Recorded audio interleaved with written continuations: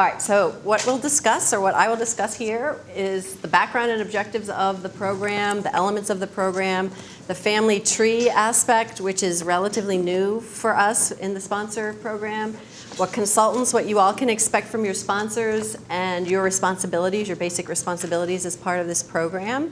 I'll say now before I forget to say it later is that our summer interns do have sponsors. Your sponsors are, as you hopefully know by now, the partner whose project on which you're staffed, but that's a summer, obviously that's a summer relationship, so many of the aspects of the program, most of them honestly wouldn't apply to you specifically, but this will give you a flavor for, if you join us full time, what the sponsor program is all about. So just a little bit of background. We've had a sponsor program in place, gosh, for a couple of decades. I've been with the company for 24 years this month, actually. And as long as I've been here, we've had it in some form or another, but it's gone through a pretty significant, I would say, update in 2015. So what I'll be talking through today is obviously the updates that we've made in the more recent program. The objectives of the program are relatively simple, to ensure high participation between sponsors and consultants. Junior consultants, and by junior, I don't know if that's a good term or a bad term, but really senior associate, associates, and our analysts, what we consider as more junior consultants. It allows them to receive more focused development, one-on-one kinds of conversations. For our senior consultants, our managers and directors, they also receive one-on-one guidance, but at that point, especially at the director level, they're looking for their next jump to partner. How do they go about business development type activities? Since the levels below that, you're really not expected to do any of that. Your focus really should be on your work and delivering for the client. So this allows them to have with more senior folks, with partners, that kind of interaction. It also allows them, which we found to be really helpful as part of the program, they're allowed now to mentor analysts and associates and senior associates. And frankly, a lot of them do a much better job than partners in a lot of aspects. They're excited to do it. They want to spend the time. So it's really a win-win for us when we allowed them to start serving as sponsors. And then lastly here, to ensure each consultant has knowledgeable representation at the annual partners meeting. I'm going to talk a little bit about that meeting again on the next slide. This is one of those examples where I'm first with this presentation, so that will be discussed later also, but I'm going to cover it for you all here so you have an idea of what that meeting's about. And then, while not specific objectives, to create deeper connections across the firm and to reinforce our culture. All right, so these are the elements of the program. Let's look at the first, sponsorship. Sponsorship and mentorship, we still use sponsorship a bit interchangeably. The reason we separated there is for the senior folks, we saw it more as a mentoring relationship as far as that goes. But you can use the word sponsor, and that should suffice also. It's a two-way exchange that promotes the development and engagement of junior staff. So again, as I mentioned, the junior staff are the analysts, associates, and senior associates. And they can be sponsored by managers, directors, or partners. So sometimes a new associate, for example, will have a partner as their direct sponsor. It depends on what the sponsor committee, which is the how, determines folks will be assigned. So we have a sponsor committee made up of 4 partners, and they, every 2 years, they look at, or when folks join, obviously, they determine who will be in which family, which I'll get to in a second. And they look at things like office location. So you won't always get a sponsor that's in your office location, but they try to do that. And they look at your interests. I send them your resumes before you join, and they try to do a match there also. So it's not always perfect. Sometimes it's a numbers game, but they are the committee that looks at the assignments. They ask me for my input sometimes. Sometimes they don't ask me and I give it anyway. But Rick, this is what I think you need to do with Jonathan. So I'm sort of on the committee whether they like it or not, but I'm not an official member. And really the sponsor should be leading the two-way exchange with you and taking a vested interest in your development. They also serve as the go-to person. So if you have if you have a project issue or a personal issue, really, it's your assigned point of contact that you can go to and ask questions about the firm and ask questions about your particular situation. They also provide, and I think it's their major role, is to help you with your development plan. So I'll talk a little bit about that as well. But you'll be asked to put together, after your first year, a development plan, and they have a lot of input into that, and they help you. That's their main role, honestly, at this stage, is to help you with your professional development. And then the partner is the head of the family, and again, they're going to serve as your advocate at the annual partners meeting each February. So I'll just take a little bit of a detour here and discuss that. So the partners meet 4 times a year. In February, May, August is sort of an abbreviated meeting because we do that at our annual firm meeting, and then November. But our February partners meeting is our longest, and it's our most important, I would say. It's about a 3 to 4 day meeting where probably at least half the time, maybe even close to 60% of the time, we're discussing the consultants. So we start with directors, and we go down every single director, and we talk about their year, their performance, what development opportunities we see that they need to focus on, and we talk all the way through to our analyst level. So it takes a while. We try to get some things done in advance so we aren't, but here's where the sponsor needs to come prepared. So if you have a director who's your sponsor, that person won't be in this meeting. Or if you have a manager who's a sponsor, they won't be in this meeting either. So it's really important that the partner, who's the head of the family, if you will, and I'll show an example of that in a second, understands you and understands your situation. And so, for example, in my particular family, I have a director who sponsors 2 of my younger consultants, more junior consultants, and he and I meet to discuss his development, and then we meet to discuss the other folks that he's directly sponsoring. Now, that doesn't mean you can't go directly to your partner. You can always do that, but this is just meant to spread out the time requirements for folks. And again, they're assigned, I don't know if I said this already, but every 2 years the sponsor committee rotates. So it used to be every year, and when we did the revamp in 2015, we felt that a year wasn't always as much time to really kind of create that connection with your sponsor. So we're doing it every 2 years now. So here's an example of the family tree, which, there is a partner at the head of every sponsor family. A partner can sponsor any level, so I'm a direct sponsor of an analyst right now also, even though I have a director in my family. I'm the representative for all the folks in my family at the partners meeting. I have input into all of their development plans, although the direct sponsor has more one-on-one input into folks he directly sponsors. And again, the focus with directors and managers will be more on advancement to the next level, but also kind of preparing for that partner role.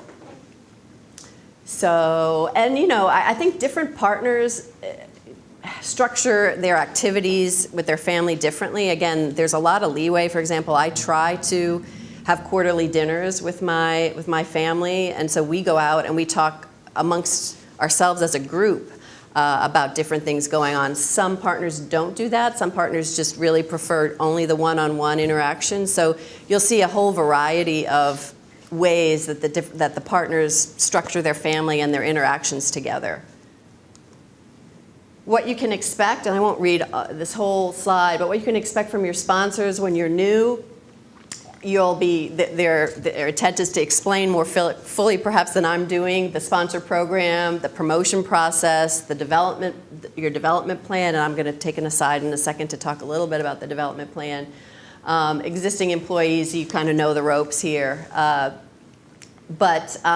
then quarterly, the idea is that when you create your development plan, you really should be updating that plan quarterly. Now, no one can force you to do that. It really is your plan.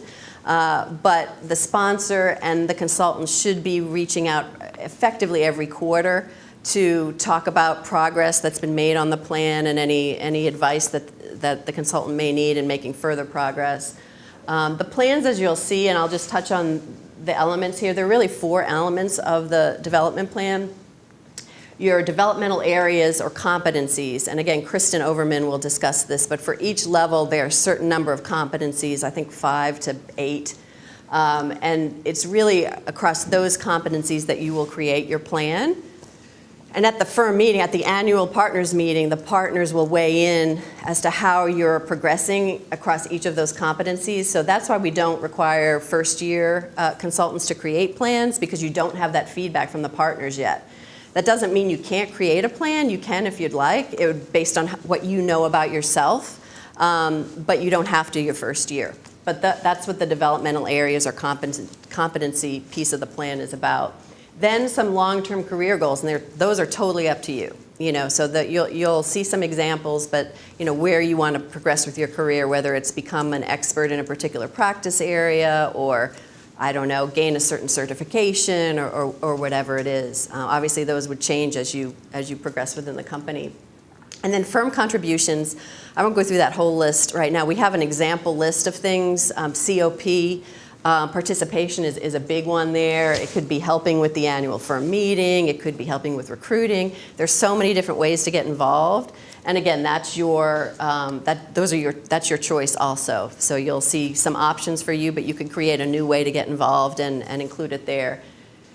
And then the skill inventory. You'll see a list of skills, and if there are particular skills that you want to develop over a particular year, you would put those also in your plan. So the plans now are kept in UltiPro, which is our HRIS system. So again, Kristen and Katie will have more information on that. But your sponsor should describe all of that to you in one of your first meetings with him or her, so you'll understand your plan. I mean, that's really, other than being a go-to person to just boil all this down, it's your development and just having that more senior person within the firm that you can go to. All right, I'll touch on this now, although I checked with Ryan and Tony, and I think we let them down on this particular aspect. But another task for your sponsor will be to review the engagement director survey feedback in the first quarter with the firm. So when you start with the firm, you will receive, after you've been on your project for 30 to 45 days, you'll receive a survey that asks you about your onboarding experience, your first week, how it was to onboard on your particular project. It's just a quick 5-question survey. At that same time, your first partner or engagement director, if it might be a director, for example, who's working more closely with you, will also get a quick 5-question survey that will say, how is this new hire doing in these aspects? And so again, it's a very quick survey, but those survey results will then be reported to your, not reported is a bit strong, will be sent to your sponsor, so he or she can meet with you and let you know, here, this is just a first glance at how you're doing. Instead of having to wait until your project's over and you get, a more formal review, we wanted to get something out relatively quickly, just in case there were some adjustments you needed to make, or maybe you were hitting on all cylinders and you wanted to get that feedback. So I think in the transition between Lisa and Tessa, I think we dropped the ball a little bit on Tony and Ryan, I think. Got a few of them maybe a little early. Just excited. But yes, but we will follow up on that, and hopefully the rest of you will receive that on time. But that was something that we initiated a year or so ago. So you'll receive that, and again, that will be your sponsor that will deliver that feedback to you after your first, again, 30 to 45 days. And then again, annually, they'll meet with you at the end of the year, right before the partners meeting. So that meeting should occur in December or January. And they will, in order to get themselves prepared to represent you at the partners meeting, they'll have that pretty significant meeting with you prior to that, December, January. And, okay. So your responsibilities are to actively engage with your sponsor mentor, take advantage of the opportunities, create your plan on time, which is, the plans are typically due in the middle of April. So after the February partners meeting, your sponsor, the partner sponsor, so if you have a director level sponsor, it won't be he or she who will meet with you. It will be your partner, because your partner was actually in the room and heard the feedback on you. They will meet with you, talk about the feedback, and then at that point, you will create your plan for the year. So you're really, for example, for 2017, those plans were created mid-April, and they hold really for a full year at that point. I'll say something else here about your responsibilities, and you saw on the previous slide when you first start, quarterly, end of the year. Quarterly may or may not happen depending on your sponsor. So I would highly suggest that if that's something that you want, that you initiate that, because I can tell you there isn't a sponsor or a partner out there who wouldn't reply favorably to a request for a meeting. It's just they aren't always going to be looking at the calendar saying, oh, it's quarterly now and I need to contact so-and-so and so-and-so. Some of them are good about it and others not so good. So it's just something, don't be shy, and just all you need to do is shoot an email and say, hey, can we get together and talk about my development or how my quarter's gone. And then for first-year consultants, again, it's not required your first year, it's optional, and then should be really more on performance than long-term goal setting. You may have some personal long-term goals that you have in mind, but you're brand new to the company, and so you might not have those, as far as Scott Madden long-term goals, decided, and that's fine. So summary, I've already said all that, so I won't repeat it.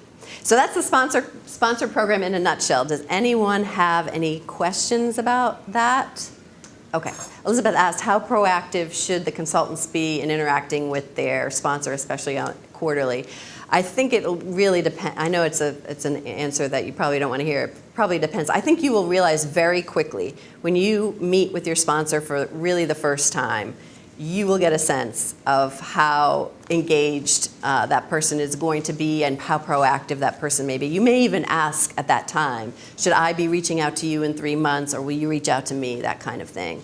So, I think you really, or you could ask me, because I have a pretty good sense of what folks are like in this role, and so I could probably be able to tell you pretty quickly what you've got. And again, I think it really does come down to a question of being proactive and time. I think every sponsor is very willing to meet with their sponsorees. It's just they don't always think of it. In fact, I'll just even use myself as an example. I think of myself as above average, well, really pretty much across the board.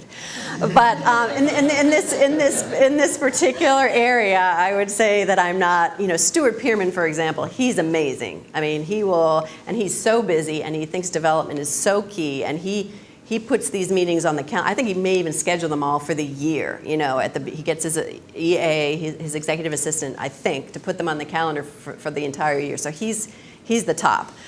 But I think I am above average, and I really just realized, really last week, I was like, oh, I haven't even set my next meeting with my sponsorees. So we're going out to dinner in July, but I really should have already done that in May, and I didn't get around to it. So.